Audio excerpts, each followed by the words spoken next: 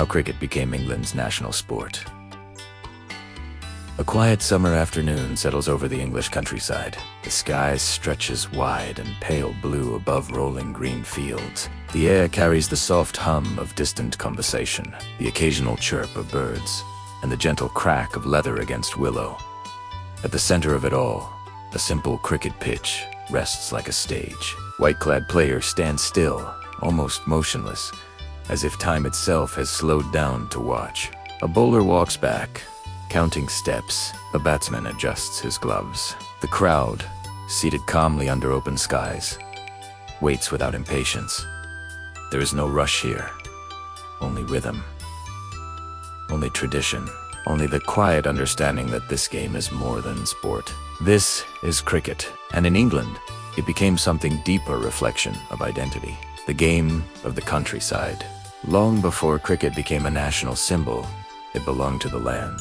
Its earliest roots lay in the rural fields of southern England, where children and villagers played informal baton ball games. There were no stadiums, no formal rules, only open space and imagination. Cricket grew alongside agriculture.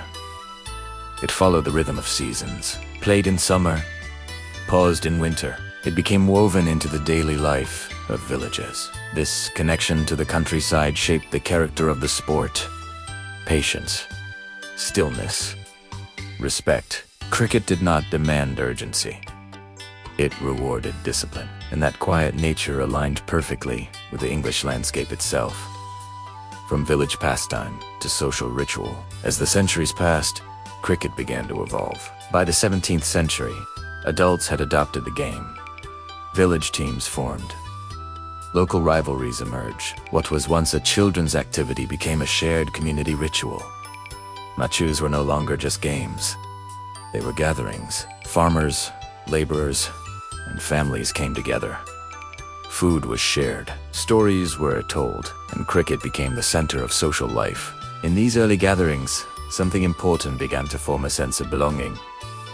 Cricket was no longer just played, it was experienced. The entry of the upper class. The transformation of cricket into England's national sport accelerated when the upper classes embraced it. By the 18th century, aristocrats and landowners began sponsoring matches. Wealth entered the game, so did structure. Matches were organized with greater care. Players were selected more deliberately. Venues became more defined. The involvement of the elite changed cricket's status. It was no longer just a rural pastime. It became fashionable, respectable, even prestigious. This dual identity, rooted in the common people but supported by the elite, gave cricket a unique position in English society. It belonged to everyone. The birth of formal structure. Every national sport needs order. For cricket, that moment came with the creation of formal rules. In 1744, the first written laws of cricket established the structure of the game. This was more than regulation. It was identity. The rules defined how the game should be played, how it should be respected, how fairness should be maintained. Later, the Marylebone Cricket Club became the guardian of these laws. From its home at Lord's Cricket Ground, the MCC shaped the future of cricket. Lord's became more than a ground, it became a symbol. A place where tradition lived, where the spirit of the game was preserved. Cricket and the idea of gentlemanly conduct. As cricket grew, it became associated with a powerful cultural idea of the English gentleman. The sport emphasized values that aligned with this image. Fair play, respect for opponents, self-control, integrity. Players were expected not only to perform well, but to behave honorably. This idea became known as the spirit of cricket. It was not written in the laws, but it was understood. And in many ways, it defined the game more than any rule ever could. Cricket became a reflection of how England saw itself: disciplined, composed, and principled. The rise of county cricket. As the game spread across England, regional identity began to take shape. Counties formed their own teams. Competitions became more organized. By the 19th century, county cricket had become one of the most important structures in the sport. Matches between counties were more than games. They were statements of pride. Yorkshire versus Surrey, Kent vs. Sussex. Each match carried history, rivalry, honor. County cricket connected local identity to the national stage. It allowed people from different regions to see themselves within the same game.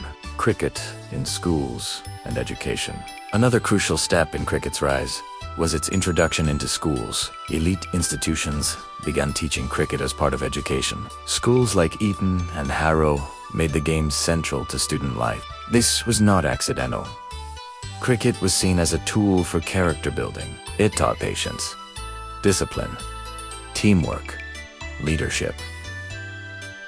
Young boys grew up not only learning cricket, but learning values through cricket. These students would later become leaders, politicians, and influencers, and they carried the game with them into every part of society. The Industrial Revolution and urban expansion. As England industrialized, cities grew rapidly. Factories replaced fields. Work replaced leisure. But cricket adapted. It moved into urban spaces.